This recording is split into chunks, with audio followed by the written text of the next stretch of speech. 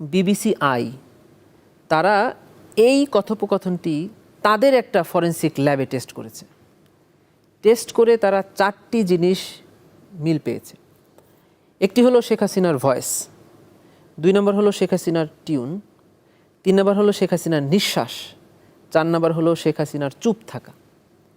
এই জিনিসগুলোও বিবিসি মিলিয়েছে তার অন্যান্য সময়ের কথা বলার ভঙ্গি থেকে, আচরণ থেকে মিলিয়ে তারা বলছে এইটা শেখ হাসিনার ভয়েস। এবং তারপরে তারা ডকুমেন্টারিটা পাবলিশ করেছে। উনি যে গর্ত খনন করেছিলেন সেই গর্তেই উনি পড়েছেন। তার মানে হলো শেখ হাসিনা ক্ষমতায় আসার পর উনি একটি প্রতিষ্ঠান তৈরি করলেন, তার নাম হলো এনটিএমসি। এটা আইনের অধীনেই করেছিলেন, ন্যাশনাল টেলিকমিউনিকেশন মনিটরিং সেন্টার, যার প্রধান ছিলেন মেজর জেনারেল জিয়াউল হাসান সাহেব। ওনার কাজ ছিল উনি মানুষের ফোন রেকর্ড করতেন, কল রেকর্ড করতেন, করে করে দেখতেন যে কোন কথোপকথনটি বর্তমান তৎকালীন সরকারের বিরুদ্ধে যায়, প্রধানমন্ত্রীর বিরুদ্ধে যায়। এবং স্বাভাবিকভাবেই ওখানে তাদের ফোন নাম্বারই থাকতো যারা প্রধানমন্ত্রীর জন্য হুমকি অথবা সন্দেহজনক। এবং ওখানে সাধারণত সিম টু সিম ফোন করার কলগুলোই উনি রেকর্ড করতেন। 18ই জুলাই তৎকালীন সরকার পরিকল্পিতভাবে হত্যাকাণ্ডের খবর যেন মানুষ না জানতে পারে সেজন্য ইন্টারনেট বন্ধ করে দিলেন। এরপরে প্রধানমন্ত্রী যত কথা বলেছেন সব মোবাইলের সিমে ফোনে করে কথা বলেছেন। তারই একটি সময়ে শেখ ফজলে নূর তাপস ওনাকে ফোন দিলেন। উনি ফোন রিসিভ করে বলছেন, বাবা তুমি অনলাইনে ফোন দিও না, অনলাইনে ঝামেলা আছে, তুমি সিমে ফোন দাও।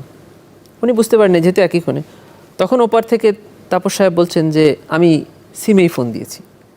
তার মানে হলো উনি যে ফোনটা দিয়েছেন সেই ফোনটা অলরেডি রেকর্ড শুরু হয়ে যাচ্ছে, কারণ হলো মোবাইলে উনি কথা বলছেন। এরপরে কথোপকথন আপনারা দেখেছেন।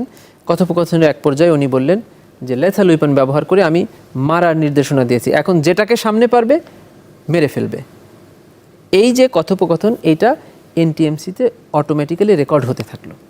প্রধানমন্ত্রী পালিয়ে গেছেন ঠিকই, কিন্তু তার সেটআপ, তার স্ট্রাকচার সবই তো তখনও রয়ে গিয়েছে। কিন্তু আমাদের প্রযুক্তি বেশ কয়েকবার ডিলিট করলেও এটাকে আবার রেস্টোর করতে পারে। তিনি রেস্টোর করলেন এবং এই ফোন আলাপগুলো পেলেন। এটা একটা না, প্রায় 100টার মতো ফোন আলাপ আমরা তদন্ত সংস্থা এটাকে জব্দ করলো। তার মধ্যে আমরা বেশ কয়েকটি জমা দিয়েছি, ইনু সাহেবের সাথে একটা জমা দিয়েছি, মকসুদ কামাল সাহেবের সাথে একটা জমা দিয়েছি। এভাবে আমরা এটা পেলাম।